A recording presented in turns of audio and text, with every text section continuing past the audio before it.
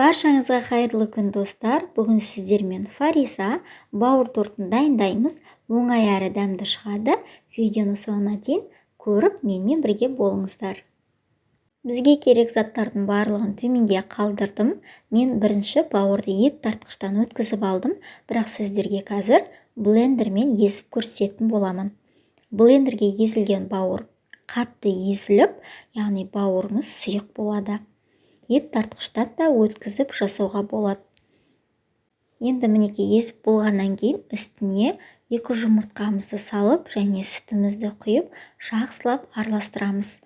Ет тартқыштан тартсаңыздар, яғни блинчиктің көмегімен араластыруға болады.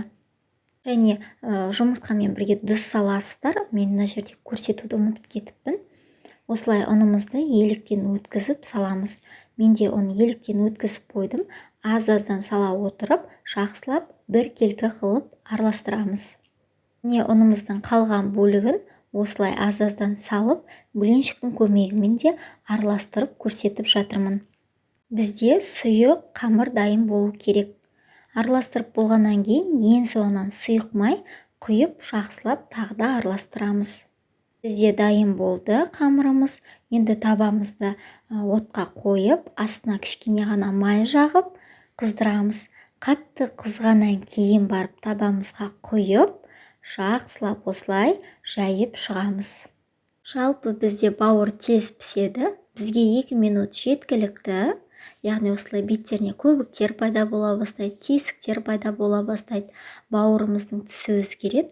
Бұл дегеніміз екінші бетін аудару керекпіз.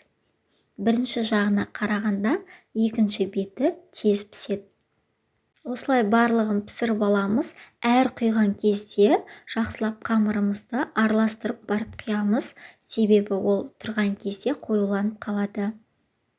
Барлығын пісіріп болғаннан кейін енді салмасын дайындаймыз. Өте қарапайым, кәдімгі сәбіз бен пиязды майға қуырып аламыз. Табамызды қыздырамыз, үстіне кішкене ғана май құямыз. Яғни біздің сәбіз бен пиязымыз піскеннен кейін көлемі кішірейіп, майы көп болмау керек. Сәбізді күштен өткізіп, бірінші 1-2 минут қуырамыз, үстіне пияз салып, тағы да жақсылап қуырып аламыз. Бөлек ыдысқа салып, сәбіз бен пиязымызды суытамыз. Майонезіміздің үстіне сарымсақты престеп салып, араластырып қоямыз. Суыған біздің сәбіздің үстіне де тұз бен қарабұрыш салып, араластырып дайындап аламыз. Енді бауыр тортымызды жинастырамыз. Бетіне майонезімізді жағып шығамыз бір келкі етіп, оның үстіне салмасын саламыз, қайттан бауыр қойып, дәл осы реттілікпен тортымызды жинастырамыз. Тортымыз дайын болғаннан кейін үстіне піскен жұмыртқамыздың ақ уызы мен сары уызын үккіштен өткізіп, яғни торттың бетін әдемілейміз. Жауып қоямыз осылай видеода көргендеріңіздей етіп. Ас көк пайдалансаңыздар да болады, үстіне әдемілеп сеуіп қойсаңыздар да болады. Мінекей дайын болды бізде торт, бауыр торты. Өте керемет болып шықты. Сіздерге де жасауға кеңес етемін.